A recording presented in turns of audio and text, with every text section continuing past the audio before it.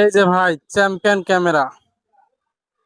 এদের মনে করেন যে বিজ্ঞাপনে সেই চমকপ্রদ সেই বিজ্ঞাপন, অনেক সুন্দর সুন্দর কথা বিজ্ঞাপনে, কিন্তু ফালতু একটা ক্যামেরা। এই ক্যামেরা দিয়ে শুধু আপনার শো, মানে দোকানে শো করে রাখতে পারবেন।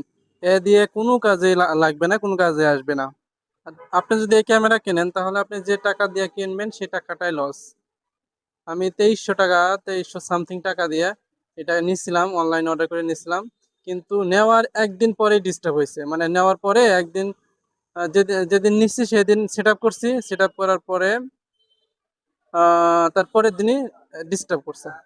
সমস্যা হয়েছে, পরে আবার ওদেরকে কাস্টমার কেয়ারে ফোন দিয়া অনেকবার মেসেজ দিয়া তারপরে এদের সাথে কথা বললে ঠিক করাইছি। আবার নষ্ট হয়েছে, কিন্তু মেসেজ দেই, কোনো রেসপন্স নাই। দেখেন, রেকর্ডিং এ দিলে ঠিক মতো রেকর্ড হয় না, ঠিক মতো মানে দেখা যায় না।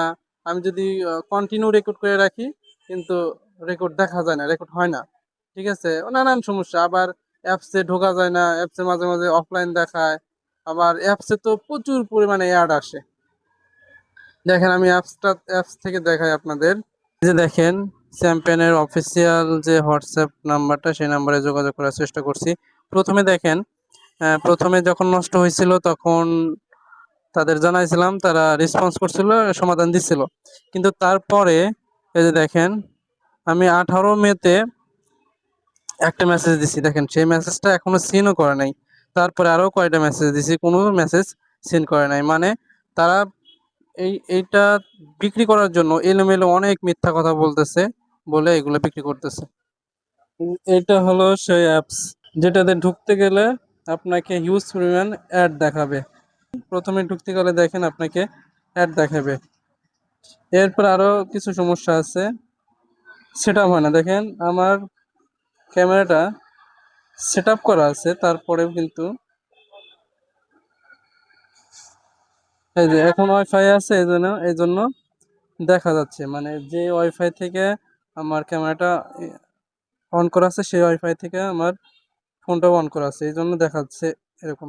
আর যখনই আমি আমার ডাটা অন করব, তখন দেখেন অফলাইন দেখাবে। কিন্তু ভিতরে সব সেটিং করা আছে। আগে এরকম ছিল, আগে অন্য ইয়ার থেকেও, নেটওয়ার্ক থেকেও কন্ট্রোল করা যেত, দেখা যেত। কিন্তু এখন এই যে অফলাইন দেখায়, এখন আর দেখা যায় না। এই সেটিং, এগুলো যে সেটিং করা লাগে সেগুলো সেটিং করাও আছে, কিন্তু দেখা যায় না। এটার জন্য ওদের আমি মেসেজ দিয়েছিলাম, কিন্তু ওরা কোনো রেসপন্স করে নাই। তারপরে আরো বেশ কিছু সমস্যা আছে। আচ্ছা, ক্যামেরার ভিতরে গেলাম, যাওয়ার পর অল টাইম রেকর্ডিংটা চালু করা আছে, এই যে প্লেব্যাক। দেখেন, অল টাইম রেকর্ডিংটা চালু করা আছে, কিন্তু দেখেন মাঝে মাঝে রেকর্ড হয়, হয় না, রেকর্ড হয়, হয় না। আমার দোকান আছে সারাদিন খোলা, দেখেন দোকান সারাদিন খোলা, কিন্তু রেকর্ড হয় নাই, রেকর্ড হয় নাই।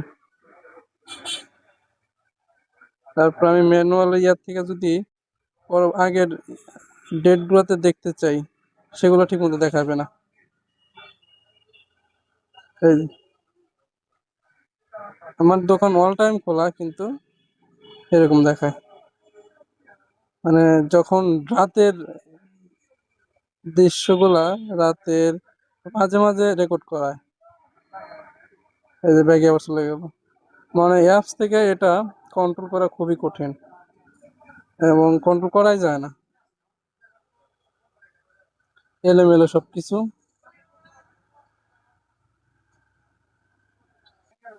রেকর্ডিং মোড, সব রেকর্ডিং করা মোড দেওয়া আছে, কিন্তু রেকর্ড ঠিক মতো হয় না।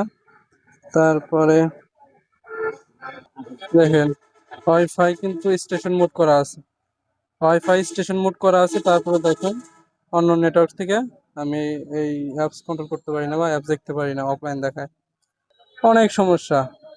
এই ক্যামেরা কিনে কোনো লাভ নাই, আপনার কোনো ধরনের সিকিউরিটি দিতে পারবে না, ঠিক মতো রেকর্ড করতে পারবেন না, ঠিক মতো কন্ট্রোল করতে পারবেন না। আপনি যে ফাঁকের থেকে এটা দেখবেন যে দোকানে কি অবস্থা, কি হচ্ছে না হচ্ছে, এটাও দেখতে পারবেন না, 2 দিন পরে নষ্ট হয়ে যাবে।